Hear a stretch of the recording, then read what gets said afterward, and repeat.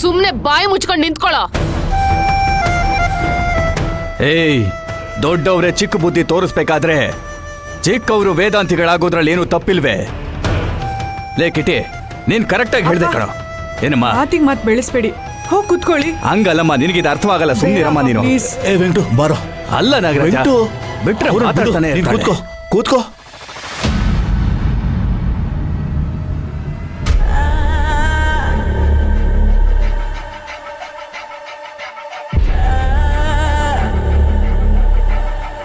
ಸಪ್ತಮಿ, ಕೊನೆದಾಗ ಏನ್ ಹೇಳ್ತೀಯಾ? ಈ ಸೀರೆ ತಗೊಳ್ಳೋಣವಾ? ಅಮ್ಮ, ನಿಮಗೆ ಅವಾಗಿಂದ ಅದನ್ನೇ ಹೇಳ್ತಾ ಇದ್ದೀನಿ, ನೀವು ನನ್ನ ಮಾತೇ ಕೇಳ್ತಾ ಇಲ್ಲ. ನಮ್ಗೆ ಇಷ್ಟೊಂದು ಕಾಸ್ಟ್ಲಿ ಸೀರೆ ಎಲ್ಲ ಬೇಡ ಅಮ್ಮ. ಉಪ್ಪರ್ಕೆ ಮೇಲೆ ಕೂರ್ಸೋಣ ಅಂತ ನಾನಿದ್ರೆ ಬೀದಿಲಿ ಇರ್ತೀನಿ ಅಂತ ಸಾಯ್ತಿಯಲ್ಲೇ. ಹುಡ್ಗನ್ ಮನೆಯವ್ರು ಯಾರಾದ್ರೂ ಪಕ್ಕಕ್ಕೆ ಕರ್ಕೊಂಡು ಹೋಗಿ ಕಮ್ಮಿ ರೇಟ್ ಸೀರೆ ತಗೋ ಅಂತ ಬೇಡ್ಕೊಂಡ್ರ ಹೇಗೆ? ಅದಕ್ಕೆ ಅವ್ರ ಮಾತಗ್ ಮರಳಾಗಿ ಕರ್ಗೋಗಿ ನೀರಾಗಿದ್ಯಾ? ಕರುಣೆ ತೋರ್ಸ್ತಿದ್ಯಾ ಏನು? ಏನಾದ್ರೂ ಬಾಯ್ ಬಿಟ್ ಬೊಗಳು. ಏಯ್ ಮನೆ ಹಾಳಿ, ಹೇಳೆ. ಬೀಗ್ತಿ ಅವ್ರೆ, ನೀವು ತಪ್ಪಾಗಿ ತಿಳ್ಕೊಬೇಡಿ.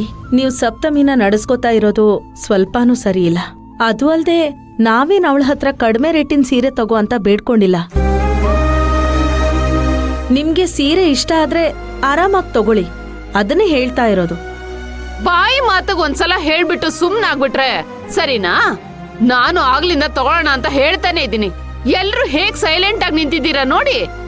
ಸತ್ಯಭಾಮ, ಸಪ್ತಮಿನೇ ಈ ಸೀರೆ ಬೇಡ ಅಂತ ಹೇಳ್ತಾ ಇದ್ರೆ ನಾವ್ಯಾಕೆ ಈ ಹುಡುಗಿಗೆ ಹಿಂಸೆ ಕೊಡೋಣ ಹೇಳು? ಚೆನ್ನಾಗ್ ಹೇಳ್ತೀರಾ ಬಿಡಿ ನೀವು. ನಿಮ್ಗೆ ಈ ಸೀರೆನ ತೆಕ್ಕೊಡ್ಬೇಕು ಅನ್ನೋ ಇಚ್ಛೆ ಇದ್ದಿದ್ರೆ ಸಪ್ತಮಿ ಹತ್ರ ಮಾತಾಡ್ತಾ ಇದ್ರಿ. ಈ ತರ ಸುಮ್ನೆ ನಿಂತ್ಕೊಂಡು ಪೋಸ್ ಕೊಡ್ತಾ ಇರ್ಲಿಲ್ಲ. ನಮ್ಗೇನ್ ದುಡ್ಡಿಗ್ ಬರ ಇಲ್ಲ. ಈ 1 ಲಕ್ಷದ ಸೀರೆ ಏನ್ ದೊಡ್ಡದಲ್ಲ. ಹಾಗಿದ್ದಿದ್ರೆ ಧಾರಾಳವಾಗಿ ತಗೋ ಸಪ್ತಮಿ ಅಂತ ಹೇಳ್ತಾ ಇದ್ರಿ. ಆದ್ರೆ ನಿಮಗ್ ಕೊಡ್ಸೋ ಆಸೆನೂ ಇಲ್ಲ, ಇಚ್ಛೆನೂ ಇಲ್ಲ. ಅಮ್ಮ, ದಯವಿಟ್ಟು ವಿಷಯ ಏನು ಅಂತ ತಿಳ್ಕೊಂಡು ಆಮೇಲೆ ಮಾತಾಡಿ. ಈ ಸೀರೆನ ನಾನೇ ಬೇಡ ಅಂತ ಹೇಳ್ತಿರ್ಬೇಕಾದ್ರೆ ಇವ್ರು ಹೇಗ್ ತಕ್ಕೊಡ್ತಾರೆ? ಹೇಳಕ್ ಆಗಲ್ಲ ಅಂದ್ಮೇಲೆ ಇಂಥ ದೊಡ್ಡ ಶಾಪಿಂಗ್ ಮಾಲ್ಗೆ ಯಾಕೆ ಕರ್ಕೊಂಡ್ ಬರ್ಬೇಕು? ಇಲ್ಲಿ ಕರ್ಕೊಂಡ್ ಬಂದು ಸೀರೆ ತಗೋ ಅಂತ ಯಾಕೆ ಹೇಳ್ಬೇಕು? 1 ಲಕ್ಷದ ಸೀರೆ ಕೊಡ್ಸೋ ಯೋಗ್ಯತೆ ಇದೆಯಾ ಅಂತ ಮೊದ್ಲೇ ಚೆಕ್ ಮಾಡ್ಕೋಬೇಕಾಗಿತ್ತು ಅಲ್ವಾ ಅಳಿ? ಅಂದ್ರೆ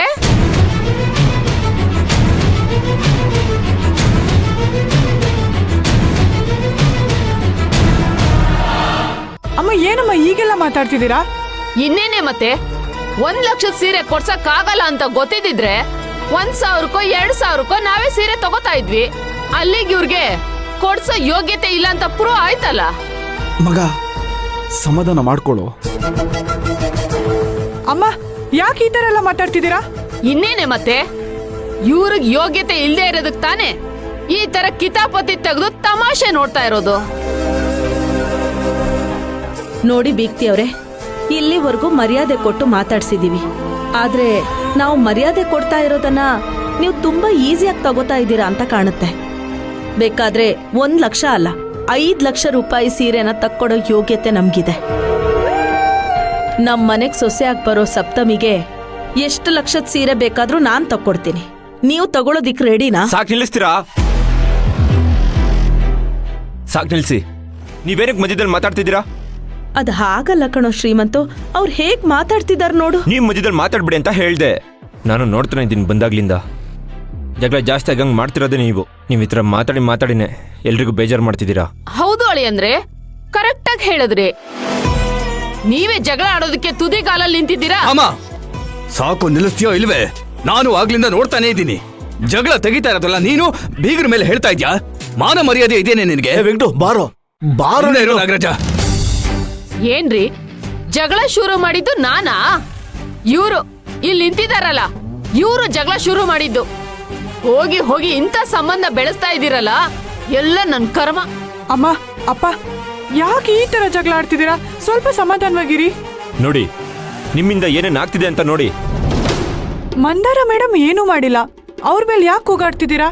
ನಿಮ್ಗೆ ಈ ವಿಷಯ ಗೊತ್ತಿಲ್ಲ ಸಪ್ತಮಿ ಅವರೇ. ಇವ್ರು ನಿಮಗೆ ಸೀರೆ ಕೊಡ್ಸಿ ಅದನ್ನ ಅವ್ರ ಗಂಡಂಗೆ ಹೇಳೋದು.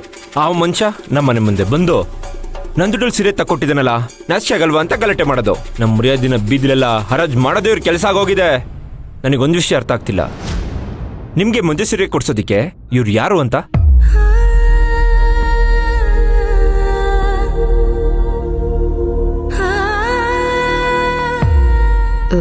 ಇದೇನು ಇವನ್ ಕೈಯಲ್ಲಿ ದುಡ್ಡಿನ ಬ್ಯಾಗೆ ಕಾಣಿಸ್ತಿಲ್ವಲ್ಲ? ಏನಾಯ್ತು?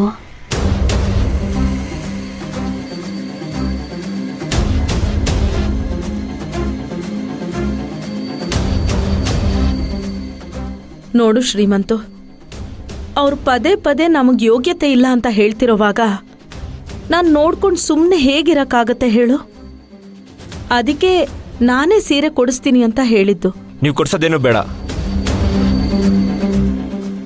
ಒಂದ್ ವೇಳೆ ನೀವು ಮುಂದೆ ಬಂದು ಸೀರೆ ಕೊಡ್ಸಿದ್ರೆ ಅವ್ರು ಹೇಳ್ದಾಗೆ ನನಗೆ ನಿಜವಾಗ್ಲೂ ಯೋಗ್ಯತೆ ಇಲ್ಲ ಅಂತ ಕನ್ಫರ್ಮ್ ಆಗುತ್ತೆ. ನೀವೇನು ಕೊಡ್ಸೋದೇ ಬೇಡ.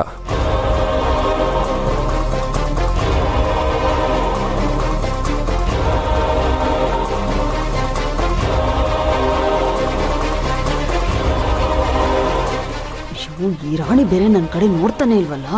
ಜಗಳ ಅಂದ್ರೆ ಸಾಕು, ಕಣ್ಣು ಬಾಯಿ ಬಿಟ್ಕೊಂಡು ನೋಡ್ತಾ ನಿಂತ್ಬಿಡ್ತಾಳೆ. ಶ್ರೀಮಂತು, ನೀನು ಮಂದಾರ ಮೇಲೆ ಕೋಪ ಮಾಡ್ಕೊಳ್ಳೋದು ಸರಿ ಅಲ್ಲಪ್ಪ. ಸತ್ಯಭಾಮ ಮಂದಾರ ಯೋಗ್ಯತೆ ಬಗ್ಗೆ ಮಾತಾಡಿದ್ದಕ್ಕೆ ಅವಳು ಉತ್ತರ ಕೊಟ್ಲಷ್ಟೇ. ಇದರಲ್ಲಿ ಏನ್ ತಪ್ಪಿದೆ ಅಂತ ನನ್ಗೆ ಅರ್ಥ ಆಗ್ತಾ ಇಲ್ಲ. ಈಗ ಇವ್ರು ಇಲ್ಲಿ ಬಂದು ಗಲಾಟೆ ಮಾಡ್ತಾ ಇದ್ದಾರೆ. ಒಟ್ನಲ್ಲಿ ನನ್ನ ಮದುವೆ ನಡಿಬಾರ್ದು ಅನ್ನೋ ಉದ್ದೇಶ ಇಟ್ಕೊಂಡೆ ಇಷ್ಟೆಲ್ಲ ಮಾಡ್ತಿದ್ದಾರೆ. ನೋಡಿ, ನಿಮ್ ಚಿಕ್ಕಪ್ಪ ಮತ್ತೆ ಮಂಜರಿ ಮಾಡೋದ್ರಿಂದ ಮಂದಾರ ಮೇಡಮ್ಗೆ ಈ ತರ ಎಲ್ಲ ಹೇಳೋದ್ ಸರಿ ಅಲ್ಲ. ಯಾರ್ದೋ ಕೋಪನ ಯಾರ ಮೇಲೂ ತೋರಿಸ್ದಂಗಾಗತ್ತೆ. ಸಪ್ತಮಿ, ಅವನು ನನ್ನ ಅಕ್ಕನ ಮಗ. ಅವನ್ ಕೋಪ ಮಾಡ್ಕೊಳ್ದೆ ಇನ್ಯಾರು ಕೋಪ ಮಾಡ್ಕೋತಾರೆ ಹೇಳು? ಅವನ್ನ ನಾನು ಹೆತ್ತಿಲ್ಲ ಅಷ್ಟೇ, ಆದ್ರೂ ಅವನ್ ನನ್ನ ಸ್ವಂತ ಮಗನ್ಗಿಂತಾನೂ ಹೆಚ್ಚು. ಶ್ರೀಮಂತು, ನಿನ್ ಮದ್ವೆನ ನಾನ್ ನಿಲ್ಲಿಸ್ತೀನ ಹೇಳು? ನೀನ್ ಚೆನ್ನಾಗಿರ್ಬೇಕು, ನಿನ್ ಮದ್ವೆ ಚೆನ್ನಾಗಾಗ್ಬೇಕು ಅನ್ನೋದೇ ನನ್ನ ಆಸೆ. ನಿಜವಾಗ್ಲೂ ನಿಮ್ಮ ಮನ್ಸಲ್ಲಿ ಮದುವೆ ಚೆನ್ನಾಗಿ ನಡಿಬೇಕು ಅನ್ನೋ ಉದ್ದೇಶ ಅನ್ನೋದಿದ್ರೆ ದಯವಿಟ್ಟು ಮಾತಾಡ್ದಂಗೆ ಸುಮ್ಮನೆ ನಿಂತ್ಕೊಬಿಡಿ. ಅದೇ ನೀವು ನನಗೆ ಮಾಡೋ ದೊಡ್ಡ ಉಪಕಾರ.